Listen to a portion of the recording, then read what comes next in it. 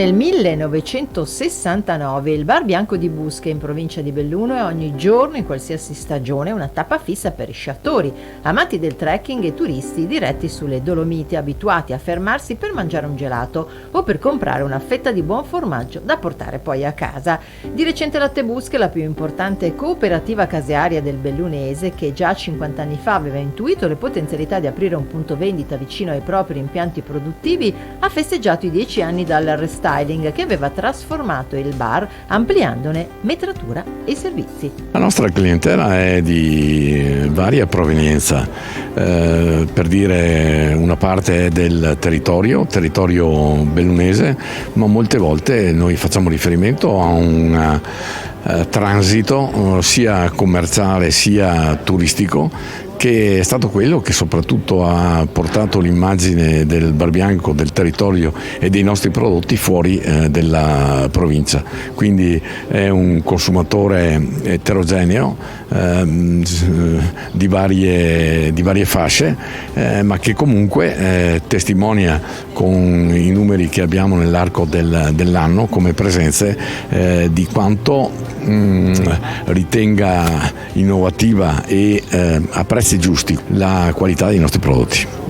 Devo dire che Latte Busche negli anni ha fatto un salto di qualità notevole, l'inaugurazione della ristrutturazione del Bar Bianco lo dimostra, quindi vendita anche diretta sul territorio, ma soprattutto la capacità di dare ristoro economico agli allevatori in un momento di difficoltà dove il prezzo del latte è molto basso rispetto ai costi al litro, e Latte Busche invece ha dimostrato di poter remunerare i propri allevatori in maniera adeguata, e questo lo fa grazie a una gestione oculata e grazie anche a un marketing specifico che permette anche non solo la vendita tramite la grande distribuzione, ma anche in maniera diretta.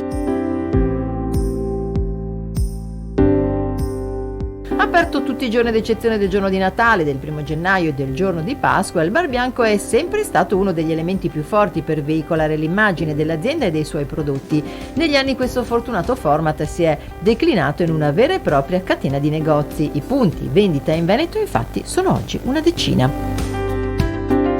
Serve innanzitutto a far conoscere in maniera diretta le qualità, se ci sono dei vari prodotti che si mettono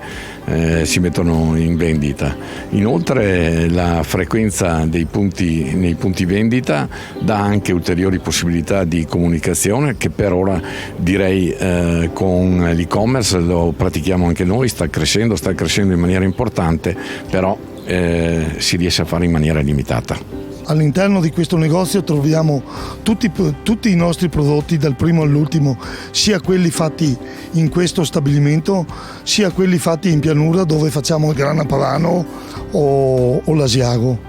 Quindi, ripeto, è anche una forma di pubblicità verso il consumatore, al di là che sia anche una grande vetrina per noi.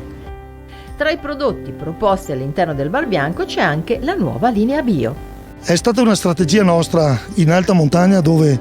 le pendenze sono molto più difficili del basso feltrino e i costi alimentari là sono ancora maggiori. Aver fatto un distretto del bio con tutti gli allevatori che hanno aderito e con i foraggi di quel territorio ha fatto in maniera di poter produrre un bio, oserei dire, un po' diverso dagli altri, che possiamo vendere a un prezzo ancora più alto e remunerare quei soci con un prezzo che li aiuti a sopravvivere in quelle aree. L'anniversario ha rappresentato l'occasione anche per fare un bilancio sull'andamento del comparto caseario, che sta passando un periodo particolarmente delicato.